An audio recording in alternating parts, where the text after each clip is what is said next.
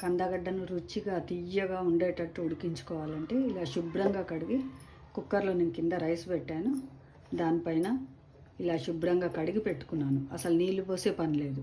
దాంతోపాటే నేను ఆలుగడ్డ, బంగాళదుంప కూడా పెట్టుకున్నాను. కందగడ్డ అంటే చిలకడ దుంప అంటారు కదా, అది మనం నీళ్లు పోసి ఉడికిస్తే అసలు ఆ నీళ్ళు మొత్తం పీల్చుకొని కందగడ్డ చప్పబడిపోతుంది, మెత్తబడిపోతుంది. ఆలుగడ్డ కూడా అంతే, మెత్తబడిపోతుంది. ఇలా పెట్టేసుకుంటే మనకు గ్యాస్ సేవ్ అవుతుంది, టైం సేవ్ అవుతుంది, రుచిగా కూడా ఉంటుంది. రైస్తో పాటు ఇది కూడా ఉడికిపోతాయి. కుక్కర్ స్టీమ్ పోగానే మనం మూత తీసుకోవాలి.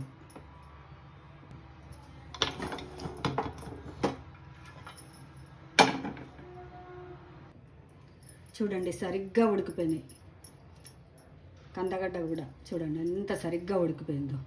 మనం నీళ్ళల్లో వేసి నీళ్ళన్నీ వారిస్తే ఇది చప్పబడిపోతుంది. ఇలా ఉంటే తియ్యగా ఉంటుంది. ఇప్పుడైతే సీజన్లో వస్తున్నాయి కదా, శివరాత్రి ఈ టైంలో తియ్యగా ఉంటాయి. అసలు ఇలా చేసుకోండి.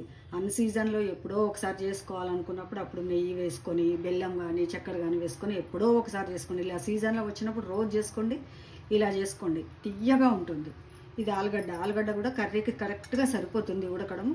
మనం ఒకవేళ పరాటా అలాంటివి చేసుకోవాలి, ఆలు పరాటా అంటే దాన్ని బయటకు తీసేసి ఒక 1-2 అవర్స్ నార్మల్ టెంపరేచర్కి రానివ్వాలి, లేదో ఫ్రిడ్జ్లో పెట్టాలి.